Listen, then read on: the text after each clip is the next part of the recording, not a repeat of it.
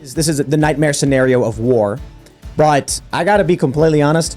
They will make the left makes the argument that Israel started it when quite literally Hamas broke the barriers down and went and started targeting civilians. So, you know, you want to take this back thousands of years, fine, so be it. But Hamas is targeting civilians and children. Israel targeting militarized sites or whatever is not the same thing, though we are all distressed when civilians die. That's a no-brainer. I mean, what the defenders of Hamas in this country and the West are doing is they are trying to dispute a wholesale truth by making sort of retail objections. And what I mean by that is they'll say, this particular image is distorted, or this is not a valid video, as if to say that, and maybe they're right, because we're in an age where there's so much fog of war, there's so much confusion about whether this video was digitally altered, sometimes difficult for you or I to know. But the implication is that if the video is invalid, kids are not being threatened by Hamas. And I think we shouldn't lose sight of that bigger truth. Sort of that video, that picture of the burned baby that Ben Shapiro posted yesterday, and then the AI machine said, "Hey, it's actually fake," and it's like, "Yo, maybe it's real, maybe it's fake. It doesn't matter." It is real apparently now, but who knows if that's even true? But ultimately, it doesn't matter because they did kill babies and very likely burned them alive. I don't know. It doesn't matter if that picture is real or fake. These videos of Hamas storming these houses, and then you can see one guy lighting a house on fire. They're not checking the bedrooms to make sure innocent people aren't dying. They're opening fire on closed porta potties with people in them, and they don't care. And I should say, it's very, very self-righteous of me to say that they are. It seems as if they are, from reports that I've read, that they were indiscriminately murdering old women, people. Bro, there's videos. Like, look. I just watched a video where they're walking through the music festival and there's a row of porta potties and it's go pop, pop, pop. Like, come on, man. There could be kids in there. There could be women. When we see them in one video waiting at the gate of a kibbutz and then a car pulls up, they wait for the gate to open, run up and execute the people inside the car. They're not checking to see if that's an elderly woman or not. They're just opening fire on the car and then running in. They're not checking to see if there's people in the room. They walk into the house and then start setting things on fire. So when we see photos that are being published that don't show the bodies, they show blood and they show gore and stuff like that. I really don't think that the Israel government is manufacturing scenes when we can see the videos, and we know that even journalists of a more pro-Palestine bent are saying, yeah, they target civilians. It's one of their tactics. There's videos of them holding children. Yeah. My guess is that civilians are making fake content, governments are making fake content on all sides, but that also there's lots of real content as well. And it's terrifying me because I was saying earlier, I tweeted, I want to go look at the most gruesome stuff. Where is it? I want to see it. And then as I was thinking about it, I was like, I don't want to get tricked into seeing gruesome stuff from 2 years ago or things that like fake gruesome stuff that makes me crazy. So I don't even know if I want to look at any of it now. So I don't want to not know what's going on. So the big controversy the other day, which everybody gets mad about, you've got the very pro-Israeli side anger that anyone would dare question the authenticity of this photo posted by Israel. You've got people on the left arguing that it's not real, and if you're saying it is, oh no, you're posting fake nonsense. I don't care about that. I care about actually investigating the story and figuring out who's lying. Now, what had happened was, I did an AI or not analysis on the photo that was posted by the Israeli Prime Minister, and Ben Shapiro had posted the same image, and it said it was AI. I then put an AI-generated image in, it said it was AI. I then put in a graphic designed by humans, it said it was made by humans. I then put in a photograph of John Fetterman that we got from a news story we used for a thumbnail, and it said it was a human-generated photo, so it was accurate. I don't know if the photo of the baby in this regard was, or I should say definitively right now, it was inaccurate as it pertained to the charred remains of that baby.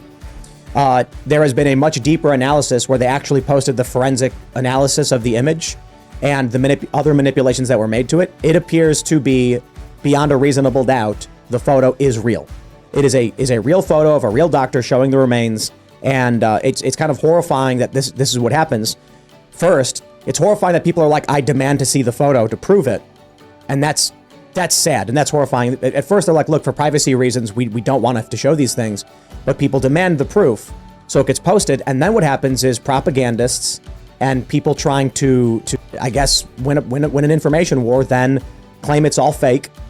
And then finally, we get a bunch of different AI forensic analysis. One of the things they did was, there's some tools where it shows you like pixel patterns and like things like that you can't see with your own eyes. Right. But when you run it through several filters, you can clearly see lines where AI is generated. The original image doesn't appear to be fake.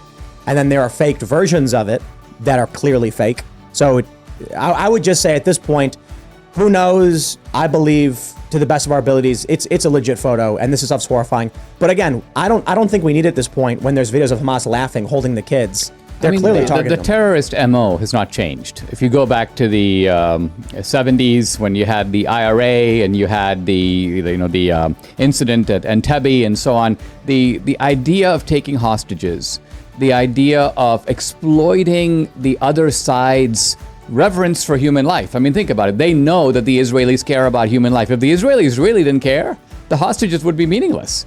The reason that they grab your kid as a hostage is they know that you're going to go, okay. It reminds me a little bit of how in this country, they use the accusation of racism. Think of this just by way of analogy. When somebody comes to you and says, you're a racist, their hidden assumption is that you're not a racist. Because if you were really a racist, you'd be like, thank you very much. This is awesome. You know what I mean? It's like someone coming to me going, Dinesh, you're Indian. I'd be like, yeah, sure. But they want you to go, no, I'm not. So the fact that you go, no, I'm not, is you don't believe you are, and you don't want to think of yourself as a racist. So the charge of racism only works on anti-racists. Not anti-racist, though. They've co-opted that phrase, anti-racist to them. It works on people who are not racist. Exactly. Yeah, because it hits them where it hurts. If someone was genuinely racist and proud of it, it would not hurt at all. But they would take it as a compliment. This is a very clever game they play. They took the phrase anti-racist because people assume it means you oppose racism. It doesn't. Anti-racist means you're quite literally racist, but in a different way. That's a good point. That's right. This appropriation of vocabulary, and the left is really good at this. I mean, the resistance, even the language of decolonization. I mean, decolonization is a good idea, right? I mean, I'm from India. India was a colony of the British, if you say decolonization.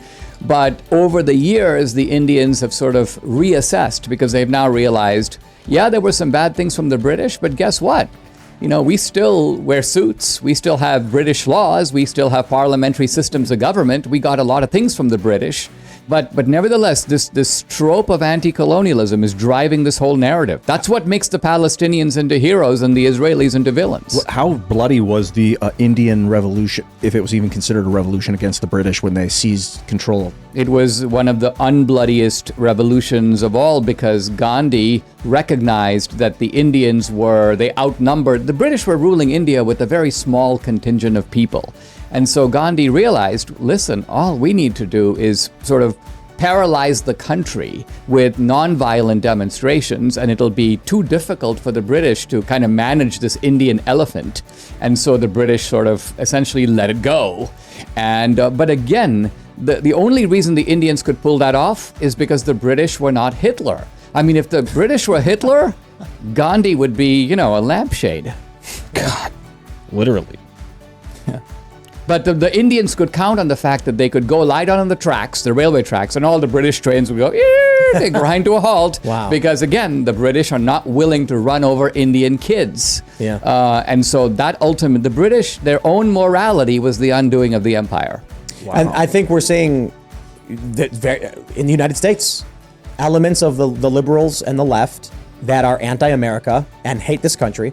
There's a video right now going around of someone I think it's on Fox, and I'm not sure, where they're asking a person at one of these protests in New York supporting Hamas, saying, do you believe America should take care of itself first? I'm like, absolutely not.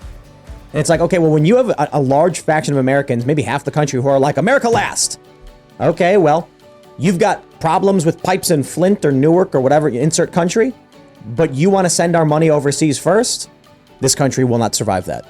You're giving away your money to your neighbors before paying your rent. Eventually, you get evicted. Yeah, sooner or later. I mean, one of the things I found, and then going back to my just experience growing up, was that India had these wars with Pakistan. And I noticed that while those wars were going on, every Indian was on the Indian side for the exact same reason that every Indian backs the Indian side in the cricket match. Nationalism India first is taken for granted. Nobody even debates it. It's not like you have to discuss, is it a good idea to be India first? I mean, no Indian would even know what that means. Yeah. And yet, when I came to the United States, suddenly I realized, and this is in some way a legacy of the Vietnam War, suddenly I realized a lot of Americans actually are not on the American side. They actually want the Vietnamese to win.